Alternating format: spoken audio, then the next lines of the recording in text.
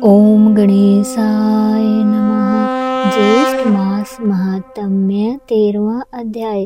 स्कंद जी कहने लगे कि हे ब्राह्मणों, जब इंद्र ने यज्ञ का सब वृत्तांत भगवान विष्णु से कहा, तब भगवान विष्णु मन से ध्यान कर इंद्र से निश्चित होकर बोले कि हे इंद्र, मुझको और समर्थ शिव जी को उन लोगों ने नहीं बुलाया, इसलिए मैं तुमसे एक उपाय बताता हूँ। तुम उपाय करो। हे सुमंत, मैं तुमको अदृश्य करने वाली विद्या देता हूँ। तुम पवित्र होकर उस विद्या को ग्रहण करो और निर्भय होकर फिर जाकर विधि से उस विद्या का जाप करो। सावधानी से यज्ञ के घोड़े का हरण करो और उसी तरह मौन पूर्वक कपिल ऋषि के आश्रम में जाओ। सब देखकर यज्ञ के घोड़े को रखकर स्वर्ग में जाकर पूर्ववत अपना काम करो, अन्यथा यज्ञ के बल से बलात् होकर सबको मारेंगे।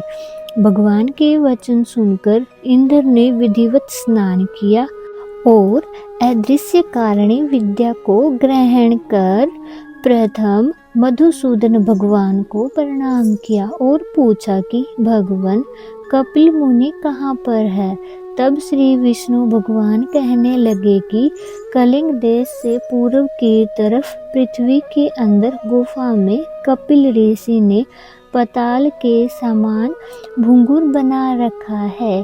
उसी भूगृह में ध्यान अवस्थी होकर कपिल मुनि रहते हैं। विष्णु भगवान के वचन सुनकर इंद्र यज्ञ के घोड़े के पास गए और भगवान विष्णु की उपदिष्ट विद्या का ऋषि देवता के सहित जप करते हुए यज्ञ के घोड़े को लेकर शीघ्र चले गए, परंतु यह वार्ता किसी को कुछ मालूम न हो सकी। एकांत में ध्यान मगन कपिल मुनि को देखकर इंद्र ने विधि पूर्वक प्रणाम किया और यज्ञ के घोड़े को वहां बांधकर इंद्र अपने स्वर्ग को चले गए। परंतु मन में फिर भी शंका बनी ही रही। इधर यज्ञ के घोड़े के हरण हो जाने पर उसके रक्षक एक साथ अज्ञान से मोहित होकर सबने राजा से आकर कहा कि राजन, यज्ञ का घोड़ा कहाँ गया और कौन हरकर ले गया, हम नहीं जानते। रक्षकों के वचन सुनकर सगल पुत्र यज्ञ असव की खोज में 10 दिशाओं की खोज में गए।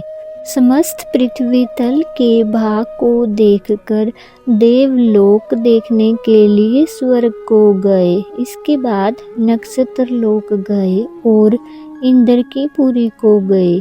संशय में पड़कर व्याकुल सगर के पुत्रों ने इंद्र के प्रत्येक ग्रह में और दूसरे के ग्रह नगर में अटारी, समस्त शाला, वन, उपवन, दिक्पाल के लोग और ब्रह्मलोक, कैलाश, हिमवान तथा अनेकों मेरु पर्वत, समस्त गुफा और शिखर, गंधर्व लोक, यज्ञ लोक और विष्णु लोक में भी गए। इस प्रकार सगर पुत्र सब लोकों में घूमे, परंतु यज्ञ के घोड़े का कहीं भी पता नहीं लगा। फिर वह पाताल के लोक में गए और 7 पातालों को देखा। फिर वह निराश होकर अपने शिविर में गए।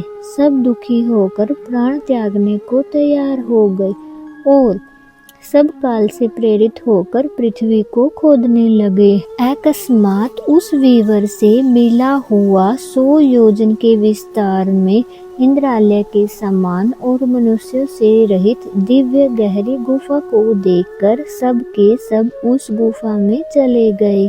वहां जाकर कमल की रस्सी से बंधा हुआ यज्ञ के घोड़े को देखा और वहां पर ध्यान में मगन कपिल ऋषि को भी देखा, जो कि केवल मन से ही सृष्टि, संहार, शाप और अनुग्रह करने वाले हैं। कपिल मुनि के प्रभाव से उन मूर्ख सगरपुत्र ने कपिल मुनि को चोर समझकर कहा कि इसी ने घोड़ा चुराया है, अब भय से यहाँ ध्यान लगाकर बैठ गया है। हम लोगों के भय से पृथ्वी के नीचे घर बनाकर ऋषि के समान बैठा है। इस दुष्ट को अच्छी तरह बांधकर राजा सगर के पास ले चलेंगे। यह कहकर उन शूरवीर सगर पुत्रों ने बड़ा कोलाहल किया और कपिल मुनि को बांध दिया तथा कुछ लोगों ने उन पर प्रहार भी किया।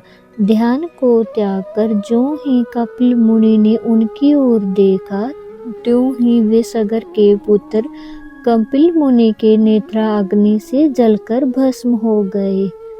ज्येष्ठ मास महात्म्य अध्याय 13 संपूर्णम। हरे कृष्ण।